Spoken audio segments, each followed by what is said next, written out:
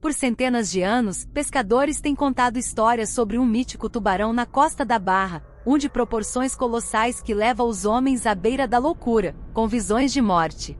O filme que você verá hoje é O Demônio dos Mares, onde contamos a história de um engenheiro e sua família, que tenta sobreviver de um terrível tubarão, que por vingança de um vazamento de uma petrolífera devorou todos os funcionários e amedronta todos que queiram chegar perto. Para este vídeo, foram necessárias 9 horas de produção. Portanto, se você gostou e deseja assistir a mais vídeos como este, inscreva-se para ajudar o canal. Obrigado. Meu povo, ele é conhecido como Diabo Negro. Diz a lenda que ele surge quando é invocado. Aqui você verá cenas que talvez seu estômago não esteja preparado, coisas que podem levá-lo à loucura. Em uma petrolífera, 2 nadadores se preparam para descer às profundezas do oceano. Mal eles imaginam que essa noite será a última de suas vidas. Ele desce e coloca um dispositivo parecido com uma bomba. Aqui é uma boa hora para dizer: nunca entre no mar à noite, pois pode surgir um tubarão no escuro e arrancar seus braços e partir em pedacinhos. Em outra cena, vemos uma linda família desfrutando de suas férias bem perto daquela plataforma, ou seja, comida de tubarão logo logo. Há muito tempo, essa cidade foi construída pela empresa petrolífera para abrigar seus trabalhadores e família, mas por conta dos boatos de um grande tubarão, as pessoas foram saindo, surpreendendo o engenheiro logo quando chegou. A cidadezinha estava muito diferente do que havia deixado da última vez. Tudo é muito estranho. As pessoas não querem passar informações, mas com uma boa grana se resolve quase tudo. Sua família sai dali guiada por um morador em busca de algum lugar para ficar, mas antes um garotinho deixa uma barra de chocolate para um monumento asteca e leva um dos amuletos que estava em cima.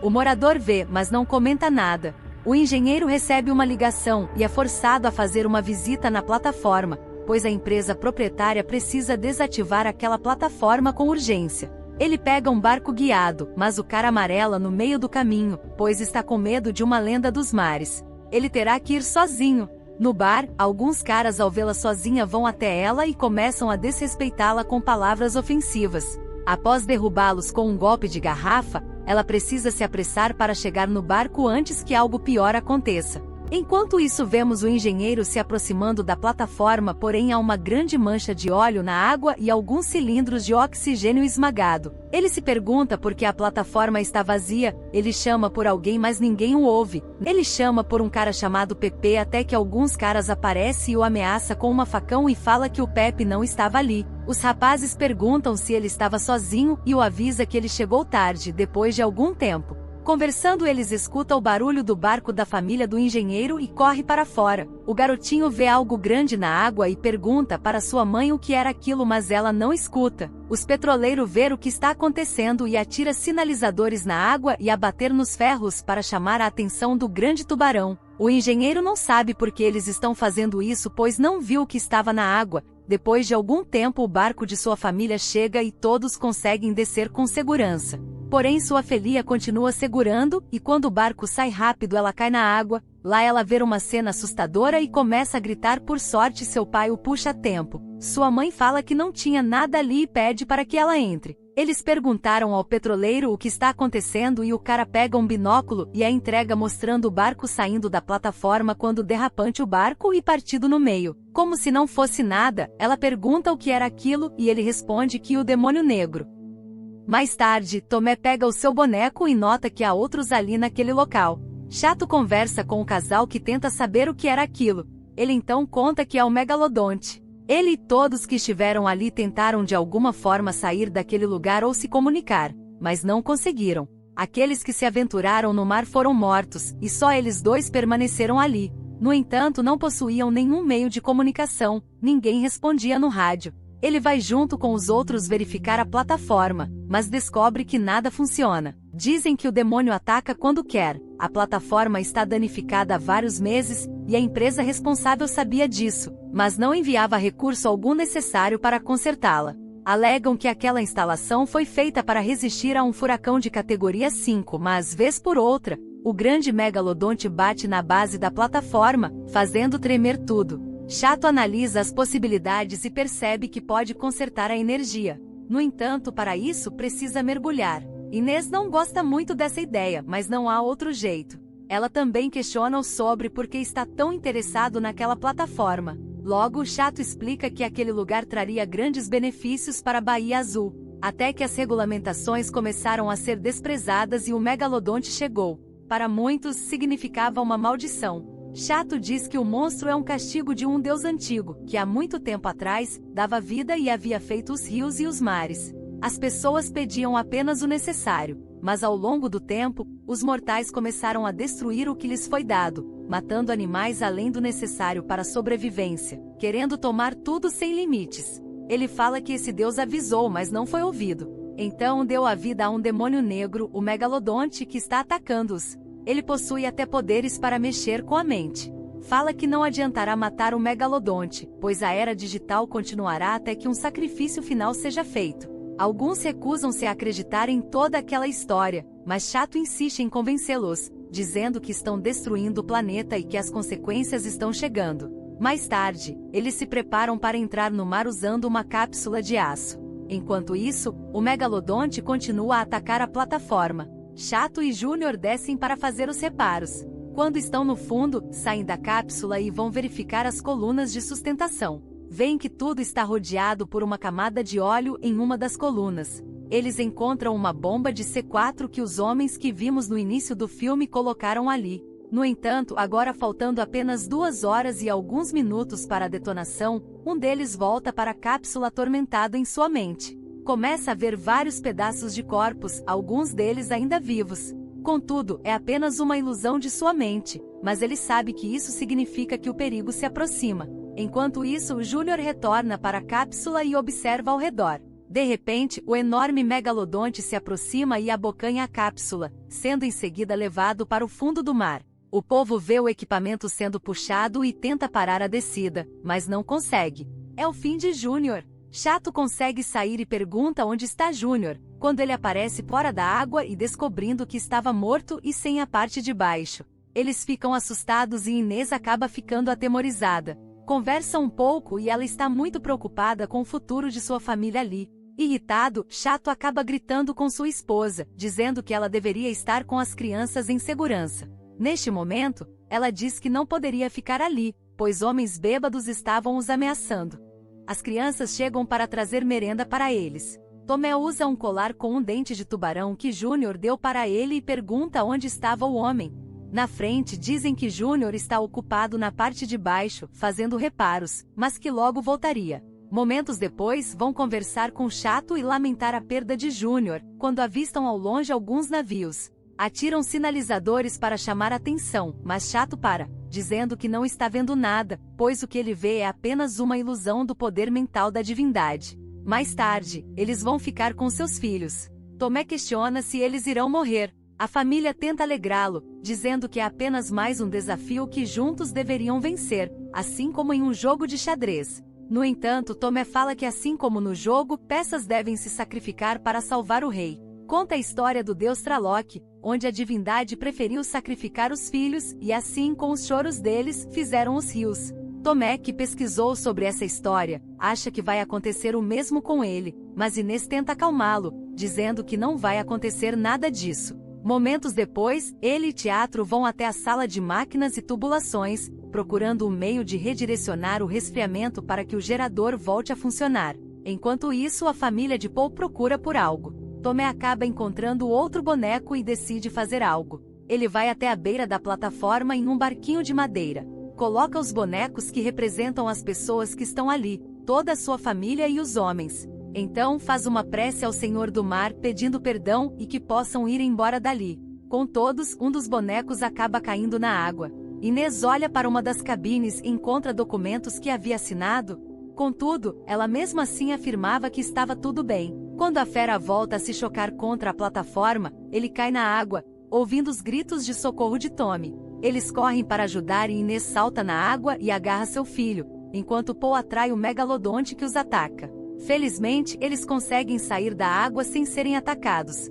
Depois que todos estão a salvo, Inês fica indignada por seu marido ter permitido que aquele lugar continuasse, onde por culpa dele muitas pessoas já morreram.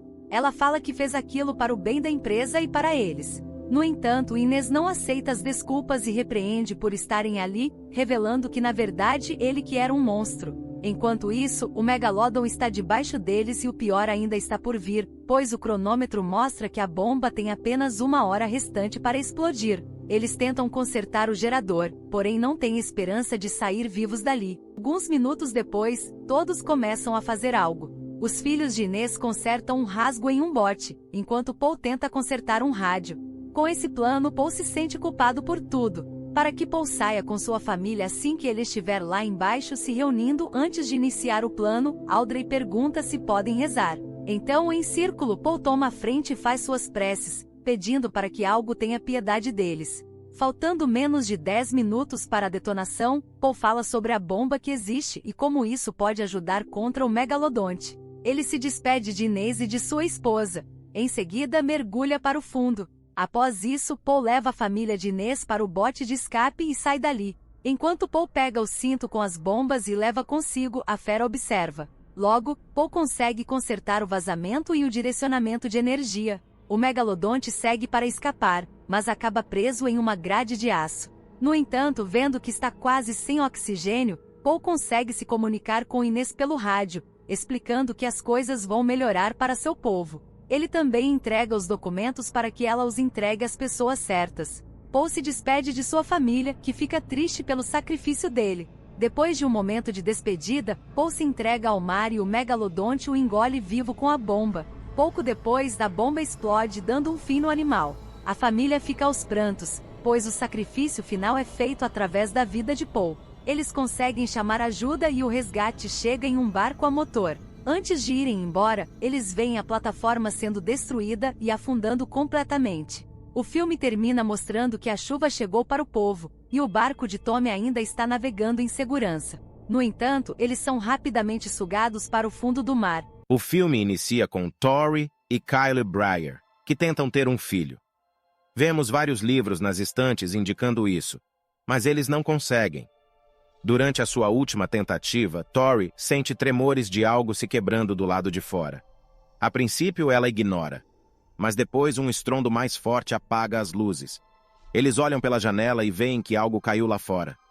Em seguida, passamos para um vídeo de uma criança, Brandon, conforme ele cresce. Após ver alguns desses trechos, Tori está brincando de esconde-esconde com uma versão um pouco mais velha de Brandon. Brandon está depois na escola, respondendo a uma pergunta de um professor. Isso desperta o interesse de uma jovem colega de classe chamada Caitlin.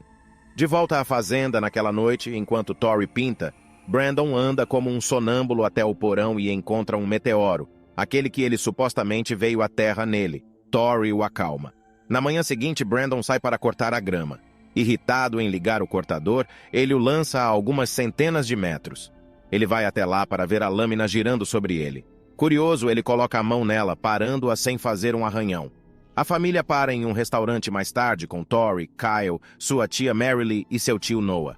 Quando Noah tenta dar a ele uma arma de brinquedo, Kyle o repreende. No entanto, Brandon exige a arma.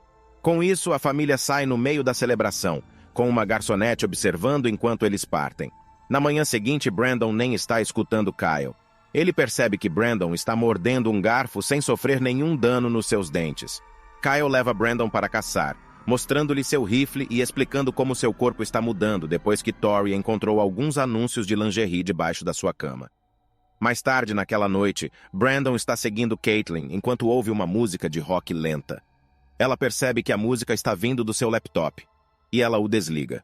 No entanto, ela está nervosa porque ele a está observando de uma janela próxima. De repente, sua mãe, a garçonete de antes, entra, perguntando o que há de errado. Ela começa a respirar ofegante. De volta à fazenda, Noah e Tori estão procurando por Brandon. Eles o encontram. No dia seguinte, na escola, Tori conversa com o professor de Brandon, enquanto ele faz alguns desenhos misteriosos no seu caderno. Tori pergunta sobre eles, e ele o fecha e vai embora. De volta à fazenda, Kyle percebe Brandon assustando algumas galinhas. Ele pergunta se está tudo bem, ao que ele responde que sim. Os dois entram. Mais tarde, Tori e Kyle saem para ver se todas as galinhas foram mortas. Tori acha que foi um lobo, mas Kyle acha que foi Brandon, notando que ele estava lá antes. No dia seguinte, na escola, Brandon e seus colegas participam de um exercício de confiança mútua. Caitlin está nervosa com o que aconteceu na outra noite. mas não fala nada. No entanto, ele cai no chão depois que um colega não consegue segurá-lo. Ele está bem, mas Caitlin comenta que ela não vai ajudá-lo porque ele é um tarado. Brandon diz que é mentira. O treinador a obriga a ajudá-lo, mas ele agarra a mão dela e de repente a fratura, fazendo-a gritar. Ele então está na diretoria, com Tori explicando para a mãe de Caitlin que ele lamenta e os acidentes acontecem. A mãe, porém, não se convence. Ela exige que o xerife o prenda, mas ele recusa. Ele terá sessões especiais na escola. Enquanto isso, Brandon apenas fica sentado, olhando triste enquanto eles continuam a discutir. A mãe insiste que uma psicopata deu à luz ele, mas Tori o defende. A família vai embora, mas não antes de Brandon lhe dar um olhar ameaçador. Mais tarde, naquela noite, ele ouve Kyle e Tori conversando sobre ele. Tori então lê sobre meteoros, mas depois percebe algo acontecendo no celeiro. Brandon vê algo brilhante, possivelmente do meteoro. Ela sai correndo para ver como ele está, apenas para encontrá-lo levitando no celeiro. Ele continua a cantar, pegue o mundo conforme ela se aproxima. Ele cai e corta a mão em parte do meteoro. Ela desce para se recuperar e falar com ele de volta. Ele enlouquece e explica que veio do céu, e ele grita que ela mentiu para ele e foge. Ela vai e conta a Kyle o que ele descobriu com o meteoro. Irritado enquanto caminha, Brandon grita e dispara lasers dos seus olhos. Mais tarde, ele visita Caitlin em seu quarto como ela digita com uma mão em seu laptop. Ele diz a ela para não ter medo, e que ela sabe o quão especial ele é. Ela diz que sua mãe disse para não falar com ele, mas ele diz que vai cuidar disso. Ela chora quando ele sai de repente, deixando uma flor para trás para ela. Enquanto isso, na lanchonete, sua mãe está fechando a loja, mas ela percebe algo está errado. Ela sai e de repente vê diagramas nas janelas, semelhantes ao que Brandon desenhou em seu livro. As luzes começam a piscar. De repente, as janelas se quebram e a mãe remove um pedaço de vidro de seu olho. Ela olha em volta e não vê nada, mas sabe que alguém está lá. Ela pega um taco de beisebol, apenas para ver uma figura sombria voar em velocidade rápida. Ela dá um soco, mas não acerta nada. Então se retira para o refrigerador atrás, trancando a porta. Ela luta por segurança, apenas para Brandon queimar a porta com sua visão a laser. Ele arranca a porta e olha ameaçadoramente para ela antes de ele ataca, e provavelmente a mata. Na manhã seguinte, Brandon se encontra com seus pais, dizendo a eles que está tudo bem com a forma como as coisas foram explicadas. De volta ao restaurante, um xerife e seu vice investigam o que aconteceu, incluindo o que restou do corpo dela. O xerife localiza um dos diagramas na janela que Brandon desenhou.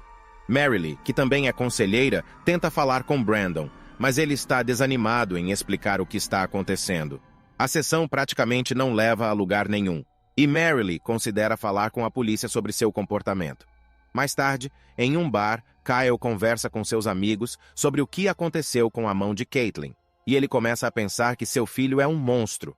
Marilee, em casa, está fazendo coisas no banheiro enquanto as luzes acendem e apagam rapidamente.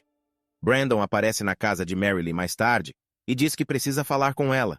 Ele diz para não falar com a polícia, pois não é bom para ninguém. Ela diz a ele para ir para casa, e ele sai supostamente. Mais tarde, porém, ele fica do lado de fora da janela dela e a observa enviar uma mensagem de texto para Noah. Ele volta para casa com sua fantasia, mas Noah retorna e o encontra no armário. Ele o acompanha para fora e ameaça contar a seus pais. E quando ele tenta forçar Brandon a entrar, ele é jogado contra a porta da garagem. Ele se levanta e vai embora em sua caminhonete com medo, mas está convencido de que Brandon o está seguindo. De repente, o caminhão começa a desviar fora de controle e perde força. Ele tenta reiniciar isso, mas Brandon aparece na frente dele enquanto ele grita. Ele levanta o caminhão do chão, levitando-o no ar e de repente enviando-o para baixo. Noah visceralmente quebra a mandíbula no processo quando Brandon vai até ele. Brandon, um jovem alienígena adotado por um casal humano, descobre seus poderes e sua verdadeira origem. Ele decide se vingar daqueles que o rejeitaram e o machucaram, começando por Noah, seu tio. E deixa um símbolo misterioso no chão com seu sangue. Ele mente para seus pais, dizendo que estava jogando futebol e esconde sua camisa ensanguentada. Seus pais ficam sabendo da morte de Noah e tentam consolar Brandon, mas ele não demonstra nenhuma emoção. Seu pai, Kyle, desconfia dele e encontra a camisa manchada de sangue. Ele confronta Brandon, que reage com violência e o empurra para longe. Kyle decide levar Brandon para uma viagem de caça e tenta matar com um tiro na cabeça, mas falha. Brandon percebe a traição de seu pai e o mata com seus olhos de laser. Sua mãe, Tori, descobre os desenhos macabros de Brandon em seu caderno e fica aterrorizada. Ela tenta ligar para Kyle, mas ele já está morto. Brandon volta para casa e começa a destruir tudo com seus poderes. Tori foge para o celeiro, onde está o meteoro que trouxe Brandon para a Terra. Ela encontra um pedaço do meteoro que pode ferir Brandon e se prepara para enfrentá-lo. Ela também vê o cadáver da garçonete que Brandon matou antes. O xerife e seu assistente chegam à casa destruída e tentam ajudar Tori, mas são brutalmente assassinados por Brandon.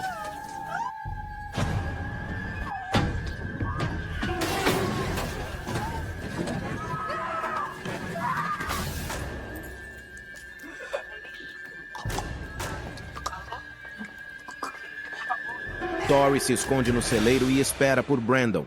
Ela tenta apelar para seu lado humano, mas ele não se importa. Ela então tenta esfaqueá-lo com o fragmento do meteoro, mas ele o impede e a mata. Ele então voa para longe, deixando um rastro de morte e destruição por onde passa. Ele a empurra e voa com ela para o alto, furioso. Ele não sente nada por ela, nem por ninguém. Ele só quer destruir tudo. Ele olha para ela com desprezo e a solta no ar, sem se importar com seu grito. Ele vê um avião se aproximando e sorri maliciosamente. Ele voa em direção a ele, pronto para causar mais caos.